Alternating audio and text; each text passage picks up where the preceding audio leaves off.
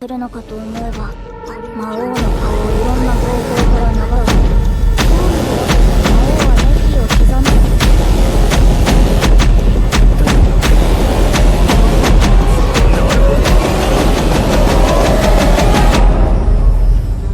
なんかこういうのも悪くないな。どうしたフォリオ。開いたけ。तो इस एपिसोड की शुरुआत में हम फॉर को देखते हैं, जो हमें बताती है कि उसे जागन के इस महल में रहते हुए एक हफ्ता गुजर चुका है और वो नेफी के काम में उसकी मदद करवाती है। इसी के साथ वो नेफी की रूममेट भी है और उसके अच्छे काम करने पर नेफी उसकी तारीफ भी करती है। लेकिन उसे अभी तक ये समझ नहीं आया कि आखिर जागन और नेफी के बीच का रिश्ता क्या है। हर सुबह जब जागन अपने सिंहासन पर सो रहा होता है, नेफी उसका सोया हुआ चेहरा देखने के लिए जाती है और वो उसे अलग अलग एंगल से देखती है और इसके बाद शर्माते हुए वो धीरे से कहती है कि कल वो दिन होगा। लेकिन यहाँ पर फॉर को कुछ समझ नहीं आता। जागन पूरा दिन अपनी लाइब्रेरी में बस सॉर्सरी की बुक्स पढ़ता रहता है और इसी के साथ वो नेफी को सॉर्सरी के बारे में भी सिखाता है। लेकिन मुझे ये बात समझ नहीं आती कि वो नेफी को अपनी गोद में क्यों बैठाता है। लेकिन नेफी को देखकर नहीं लगता कि उसे इससे कोई दिक्कत है। लेकिन तभी अचानक गलती से फॉर से कुछ किताबें गिर जाती हैं और ये दोनों उस आवाज को सुन लेते हैं और इसके बाद एक दूसरे से जरा दूर हो जाते हैं। वैसे बेलफोर्ड इन सभी के नोट्स बनाती है और दोस्तों इसी के साथ फॉर को यहाँ पर रहना इतना बुरा भी नहीं लगता। वैसे कल जागन फॉर को पुराने आर्ट डीमन के कैसल में लेकर जाने वाला है। अगले सीन में हम देखते हैं मैनुएला की शॉप को, जहाँ पर उसने फॉर को एक बड़ा ही प्यारा सा आउटफिट पहनाया था और इस आउटफिट में फॉर को देखकर मैनुएला उससे चिपकने लगती है और कहती है कि क्या मैं इसे अपने साथ घर लेकर जा सकती हूँ। सो अब जागन आकर फॉर को मैनुएला से बचाता है। अब मैनुएला के स्टोर से ये लोग फॉर के लिए कपड़े खरीद चुके हैं और ये कपड़े पहनकर फॉर काफी खुश होती है और इसके बाद वो जागन से शुक्रिया कहती है और शुक्रिया कहने के बाद वो इन दोनों के हाथ पकड़ लेती है। वैसे यहाँ पर जागन के दिल में एक अजीब सी फीलिंग आ रही थी, प्रोटेक्टिव इंस्टिंक्ट की, कि उसे फॉर की हिफाजत करनी होगी। वैसे जागन अब खुद को शांत करता है और इसके बाद ये तीनों आगे बढ़ने लगते हैं और इसके बाद हम कैस्टिले को देखते हैं। दोस्तों कैस्टिले अपनी सेक्रेट स्वॉर्ड और आर्मर चर्च को वापस कर चुकी है और ऐसा इसी वजह से हुआ है क्योंकि उसने जागन की तरफदारी की थी। वैसे दोस्तों यहाँ पर कैस्टिले चाहती है कि नेफी और जागन एक साथ एक प्यारी सी जिंदगी जिए, उनका एक छोटा सा परिवार हो और वो हमेशा खुश रहें। और इसी के साथ अगर वो मुझे याद रखें तो मेरे लिए ये बहुत ऑनर की बात होगी। अब इसके बाद कैस्टिले भी ऐसे ही घूमने लगती है और तभी वो जागन को देखती है और उसे देखकर हैरान हो जाती है क्योंकि जागन के साथ ये छोटी बच्ची कौन है। उसे तो लगता है कि ये इन दोनों की ही बच्ची है। जो बात सुनकर ये दोनों शर्मा जाते हैं और जागन उसे समझाता है कि ऐसा कुछ भी नहीं है। तभी फॉर पूछती है कि जागन ये कौन है। ये बात सुनकर जागन कैस्टिले से पूछता है कि तुम कौन हो और ये बात सुनकर बेचारी कैस्टिले रोने लग जाती है कि तुम मुझे इतनी जल्दी भूल गए। सो अब नेफी जागन से कहती है कि ये मिस कैस्टिले हैं, जिस बात से जागन भी हैरान हो जाता है। वो कैस्टिले को इसी वजह से पहचान नहीं सका क्योंकि उसने थोड़े अलग कपड़े पहन रखे हैं और अब जागन कहता है कि ये नेफी की दोस्त है। वैसे तुमने ऐसे कपड़े क्यों पहने हुए हैं। अब इससे पहले कि कैस्टिले कुछ कहती उसके ये तीनों नाइट्स यहाँ आते हैं, लेकिन वो जागन को देखकर हैरान हो जाते हैं। लेकिन जागन के लिए वो तीनों चिरकुट होते हैं और ये बात जानकर वो तीनों जागन पर गुस्सा करने लगते हैं। लेकिन तभी जागन देखता है कि फॉर उन नाइट्स पर हमला करने के लिए तैयार होती है। सो वो उसे ऐसा करने से मना कर देता है। वो पूछती है कि आखिर क्यों नहीं। जागन कहता है कि इस टाउन में नेफी के बहुत सारे दोस्त हैं और अगर यहाँ पर लड़ाई होती है तो काफी सारी दिक्कतें हो जाएंगी। फॉर जागन की ये बात समझ जाती है। वहीं ये नाइट्स कहते हैं कि लेडी कैस्टिले कार्डिनल क्लेवेल आपको बुला रहे हैं और इसी तरह वो तीनों कैस्टिले को यहाँ से ले जाते हैं। लेकिन नेफी को कैस्टिले की चिंता होने लगती है। सो जागन उससे कहता है कि तुम चिंता मत करो, उसका साथ देने वाले कई सारे लोग हैं और दोस्तों अगर जागन कैस्टिले की मदद करने के लिए जाएगा तो इससे कैस्टिले की परेशानी और बढ़ जाएगी। वैसे फॉर क्या नाइट्स ने तुम्हारा कुछ बिगाड़ा है। फॉर कहती है कि क्यों, एक सॉर्सरर बिना किसी वजह के एंजेलिक नाइट्स को हिट नहीं कर सकता। जागन कहता है कि हाँ बिल्कुल कर सकता है और अब जागन बस उम्मीद कर रहा था कि उनकी परेशानी बढ़े ना।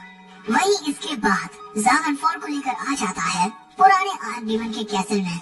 वैसे इस कैसल को देखकर और बहुत ज्यादा हैरान हो जाती है, लेकिन उसे यहाँ से कुछ जानी पहचानी सी गंध आ रही थी। और इसके बाद वो जागन से कहती है कि इस जगह पर पहले ड्रैगन रहा करते थे। इस गुफा की शेप बिल्कुल वैसी ही है जैसी गुफा में मैं रहा करती थी, और मुझे उनका माना भी महसूस हो रहा है। ये बात सुनकर जागन कहता है कि चलो देखते हैं कि क्या तुम्हें इस कैसल के अंदर ड्रैगन से रिलेटेड कुछ मिलता है या नहीं।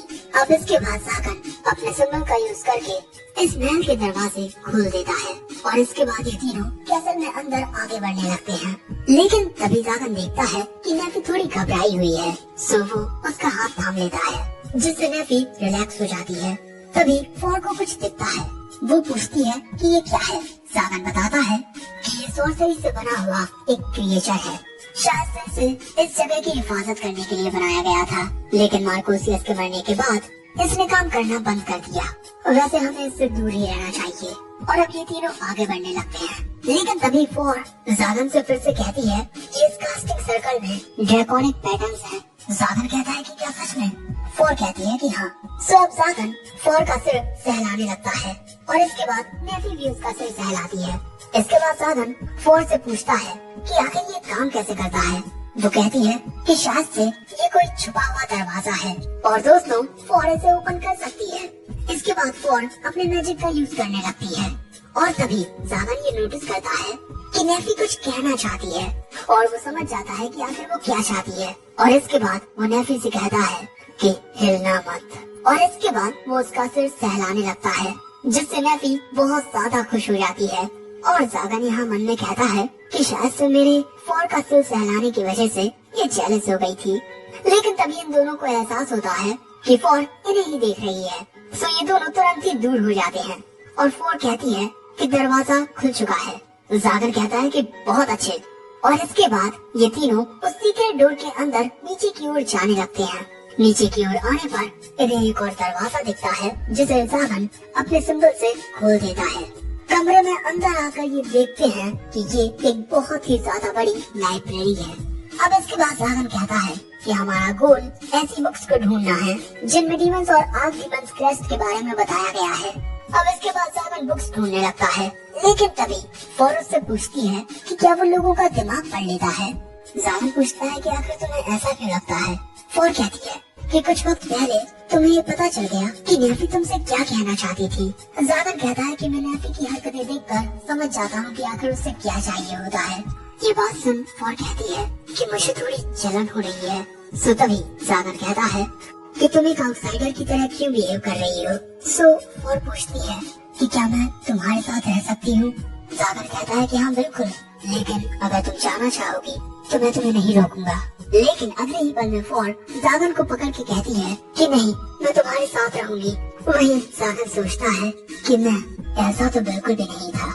लेकिन तभी फोर की नजर एक बुक पर पड़ती है जिसमें 12 सेक्रेट सॉर्ड्स के बारे में बताया गया है। और जैसे ही जागन ये बात सुनता है, वो उस बुक को फोर से लेकर पढ़ने लगता है और कहता है कि मैं जानता था जो मेरा आर्कडेमन क्रेस्ट है, आखिर मुझे वो क्यों इतना जाना पहचाना लगता था।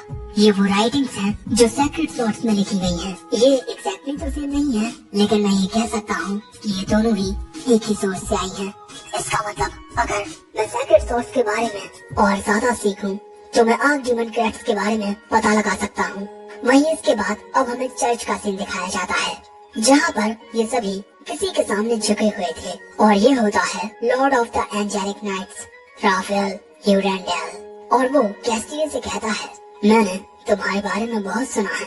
मुझे पता चला कि ऑर्डर्स फॉलो न करने की वजह से तुम्हें तुम्हारी ड्यूटी से निकाल दिया गया है, लेकिन तुमने काबिलियत तो बहुत है। वैसे अब तक तुमने कितने सॉर्सरर्स को मारा है। ये बात सुन कैस्टिलियन मन में कहती है कि वो सेक्रेट स्वॉर्ड वीटर जिसने अब तक सबसे ज्यादा सॉर्सरर्स को मारा है, वो मेरे गलत जवाब देने पर तुरंत मेरा सिर काट देगा। लेकिन फिर भी मैं डरूंगी नहीं। और इसके बाद वो कहती है कि मुझे नहीं लगता कि नंबर्स इतने मायने रखते हैं। ये बात सुनकर ये तीनों गार्ड्स डर जाते हैं और कहते हैं कि लेडी कैस्टिलियन प्लीज जरा सोच समझ कर बोलिए, वरना सर को गुस्सा आ जाएगा। लेकिन तभी राफेल हंसते हुए कहता है कि किसी ने बड़े लंबे वक्त के बाद मुझसे इस तरह से बात करने की हिम्मत की है। वैसे शायद ये तुम्हारी आखिरी गुस्ताखी होगी। ये बात सुनकर ये तीनों गार्ड्स कैस्टिले से भागने को कहते हैं, लेकिन तभी वहाँ पर कार्डिनल आकर कहता है कि राफेल, तुम मेरे नाइट्स के साथ ये क्या कर रहे हो? सो राफेल कहता है कि मैं यहाँ पर तुमसे बातचीत करने के लिए नहीं आया हूँ कार्डिनल। वैसे तुमने इस लड़की की सेक्रेड स्वॉर्ड जब्त कर ली है ना? कहाँ पर है वो? कार्डिनल पूछता है कि आखिर तुम ये क्यों जानना चाहते हो? राफेल कहता है कि सेक्रेड स्वॉर्ड अपने विल्डर को खुद चुनती है, और अगर एक सेक्रेड स्वॉर्ड का चुना हुआ इंसान जिंदा रहता है तब तक उस सेक्रेड स्वॉर्ड को कोई दूसरा इस्तेमाल नहीं कर सकता, और इसी वजह से अब इस लड़की को मरना होगा। कार्डिनल कहता है कि क्या तुम्हारा दिमाग खराब हो गया है? राफेल कहता है कि तुम्हें ये बात तो समझ आ रही है ना कि तुम मुझे रोक नहीं सकते। सो तभी कैस्टिले कहती है कि सर राफेल, अगर हम अपने सेक्रेड स्वॉर्ड्स का यूज सिर्फ अपने लिए करेंगे तो हमें और डाकुओं में क्या अंतर रह जाएगा। लेकिन ये बात सुनकर राफेल को गुस्सा आ जाता है और वो कहता है कि तुमने दूसरी बार मुझसे ऐसी बात करने की हिम्मत की है, और अब उसके गुस्से से कैस्टिले भी डर जाती है। राफेल अपनी तलवार निकाल कर कहता है कि कार्डिनल, जिसको तुम प्रोटेक्ट करना चाहते हो वो मेरे सामने बिना किसी हथियार के खड़ी हुई है और वो इसी तरह मरने वाली है। अब ये बात सुनकर कार्डिनल कैस्टिले को अपने साथ लेकर जाने लगता है, और अगले सीन में हम देखते हैं कि कार्डिनल कैस्टिले को उसकी सेक्रेड स्वॉर्ड फिर से देते हुए कहता है, मुझे नहीं पता कि तुम्हें ये तलवार देना सही होगा या नहीं, लेकिन मुझे पूरा यकीन है कि तुम इस विपत्ति का सामना भी कर लोगी। और अब कैस्टिले अपनी तलवार ले लेती है और सोचती है कि वो आदमी, उसका शुरू से यही इरादा था कि मेरे हाथों में फिर से ये सेक्रेड स्वॉर्ड आ जाए, लेकिन आखिर क्यों? अब शाम हो जाती है और हम कैस्टिले को उसके रूम में देखते हैं, और वो देखती है वहाँ पर उसके लिए एक लेटर पड़ा हुआ है। वहीं दूसरी ओर एक बार में हम जागन को देखते हैं जिसे काफी गुस्सा आ रहा था, क्योंकि बारबडोस उस पर हंसते हुए कहता है कि वाह भाई, अब तुम एक छोटी सी बच्ची के साथ रह रहे हो। जागन पूछता है कि तुम्हें इस बारे में पता कैसे चला बारबडोस? वो कहता है कि टाउन में ऐसी अफवाहें उड़ रही हैं कि तुमने एक छोटी सी बच्ची को किडनैप किया है। लेकिन तभी जागन ये कहकर वहाँ से जाने लगता है कि अब मुझे घर जाना चाहिए, लेकिन तभी बारबडोस उसे रोक लेता है और कहता है कि मैं तुम्हें यहाँ पर अच्छी शराब पिलाने के लिए लाया हूँ। तो वैसे वो छोटी बच्ची कौन है? क्या वो तुम्हारी नई शिष्य है? जागर कहता है कि तुम उसे जानते हो, और अगले पल में बारबडोस हैरान हो जाता है कि क्या वो एक सॉर्सरर है, लेकिन एक लौती फीमेल सॉर्सरर तो ग्रेमोरी द एन्चेंट्रेस है, और वो तो आदमियों से नफरत करती है। बारबडोस की बातें सुनकर जागन सोचता है कि शायद से ये वेलफोर के बारे में कुछ नहीं जानता, लेकिन तभी बारबडोस कहता है कि शायद से तुम वेलफोर की बात कर रहे हो, उसने तुम्हारे महल पर हमला किया था, है ना? वैसे अब तुमने उसके साथ क्या किया? जागन कहता है कि मैंने उसे जिंदा छोड़ दिया। बारबडोस कहता है कि पता है, अफवाहें कहती हैं कि वो एक ड्रैगन है। दोस्तों, बारबडोस को ये पता नहीं होता कि जागन के साथ जो बच्ची है वो असल में वेलफोर ही है, और जागन फोर के बारे में बारबडोस को कुछ भी इसीलिए नहीं बता रहा है क्योंकि बारबडोस उसका सेक्रीफाइस कर देगा। लेकिन तभी बारबडोस कहता है कि वेलफोर को छोड़ो यार, और बताओ कि वो बच्ची कौन है? जागन कहता है कि मैंने उसे अडॉप्ट कर लिया है, और ये बात सुनकर बारबडोस जोर जोर से हंसने लगता है और कहता है कि मजाक करना बंद करो। वैसे मैं तुम्हें बता दूं कि चर्च ने तुम्हारे पीछे एक खतरनाक आदमी को भेज दिया है, द सॉर्सरर हंटर राफेल। वो अब तक 499 सॉर्सरर्स को मार चुका है, और उसे अब तक का सबसे ज्यादा खूंखार सेक्रेड स्वॉर्ड यूजर कहा जाता है, और उसका 500वां शिकार तुम हो जागन। जागन कहता है कि आखिर वो इतने सारे सॉर्सरर्स को कैसे मार सकता है? ऐसा कर पाना तो नामुमकिन है। बारबडोस कहता है कि लोगों का कहना है कि उसने एक ड्रैगन को खाया है, जो बात सुनकर उसे वॉर की बात याद आती है कि लोग ताकतवर बनने के लिए ड्रैगन्स को खा लेते हैं। और अब जागन कहता है कि तुम तो मुझे कुछ ज्यादा ही जानकारी दे रहे हो। बारबडोस कहता है कि मैं तुम्हारे साथ अपने रिश्ते को फिर से सही करना चाहता हूँ, और इसके बाद ये दोनों इसी तरीके से थोड़ी बातचीत करने लगते हैं। और फिर जागन पूछता है कि आखिर तुम चाहते क्या हो? बारबडोस कहता है कि क्यों ना तुम मार्कुसियस की एस्टेट को मुझे हैंडल करने दो। जागन साफ साफ मना कर देता है क्योंकि तुम मेरे खिलाफ कुछ चालें चल सकते हो। बार्बाडोस कहता है हाँ तो इसमें दिक्कत क्या है। ये बात सुनकर जागन सोचता है कि ये कभी कभी कितना बेवकूफ हो जाता है। अब इसके बाद ये दोनों इसी तरीके से बातें करते रहते हैं, लेकिन तभी वहाँ पर कोई एंट्री लेता है। वही जागन पूछता है कि बार्बाडोस आखिर वो एंजेलिक नाइट दिखता कैसा है। बार्बाडोस कहता है कि वैसे तो वो बुरा है लेकिन फिर भी काफी ज्यादा हट्टा कट्टा है और उसके चेहरे पर एक स्कार है। लोगों का कहना है कि ये घाव उसे उस ड्रैगन से लड़ते वक्त लगा था जिसको उसने खाया है। जागन कहता है कि कितनी ताज्जुब की बात है, मैंने बिल्कुल ऐसा ही दिखने वाले एक पर्सन को देखा है। बार्बाडोस कहता है कि उसने तुम्हें क्या कुछ नहीं किया। जागन कहता है कि अब ये सब शुरू होने वाला है क्योंकि राफेल उन दोनों के पीछे आ चुका था और शायद से वो यहाँ पर जागन को खत्म करने के लिए आया है। वैसे मुझे नहीं पता कि अगले एपिसोड में क्या होगा, लेकिन अगला एपिसोड जरूर से धमाकेदार होने वाला है। तो उसे देखने के लिए हमारे चैनल एनिकन एक्सप्लेन को सब्सक्राइब कर लेना। इसी के साथ अगर तुम चाहो तो हमारे चैनल की मेंबरशिप को भी ज्वाइन कर सकते हो। और अगर ये एपिसोड पसंद आया हो तो लाइक भी कर दो। कमेंट करके बताओ कि तुम्हें ये एपिसोड कैसा लगा। And in the end, sayonara.